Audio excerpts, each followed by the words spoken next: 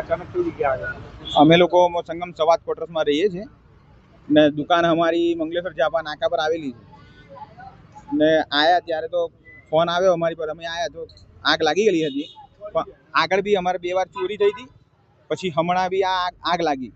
એટલે અમને તો થોડો શંકાનો દાયરો છે કે ભાઈ અમારી પર આ કોઈ વ્યક્તિ અમારી પર નજર રાખે છે ને અમને અહીંયાથી હટાવવાની વાત કરી રહ્યા છે. નુકસાન અમારું 3.5 થી 4 લાખ રૂપિયા થયું છે અને અમને પોલીસ પ્રશાસનના તરફથી બી અમને કહેવામાં આવ્યું છે કે તમારી તપાસ થશે એટલે અમને ન્યાય મળવો જોઈએ. હા, કારણ તો અમારે એવું છે કે અમે આયા ત્યારે આગ લાગેલી જ હતી અને લાઇટ પણ ચાલુ હતી, લાઇટો બી ચાલુ હતી, પછી આયા પછી લાઇટનું કનેક્શન કાપી નાખેલું છે. એટલે અમને તો થોડો ડાઉટ છે જ, શંકા છે જ કે અમને અહીંયાથી દુકાન ખાલી કરીને અહીંયા સંગમ સવાદ રહેવાનું ને અહીંયા દુકાન ખુલી છે એટલે અમને ખાલી કરાવવાનો એ લોકોનો પૂરેપૂરો ઈરાદો છે. એટલે અમને થોડી શંકા તો છે જ.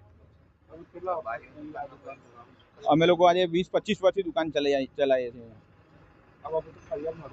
હા, ફરિયાદ તો નોંધાવી પડશે. અમે પ્રશાસન પર પૂરેપૂરો ભરોસો છે કે અમને ન્યાય મળશે. મારું નામ સોલંકી અનિલ રમણભાઈ.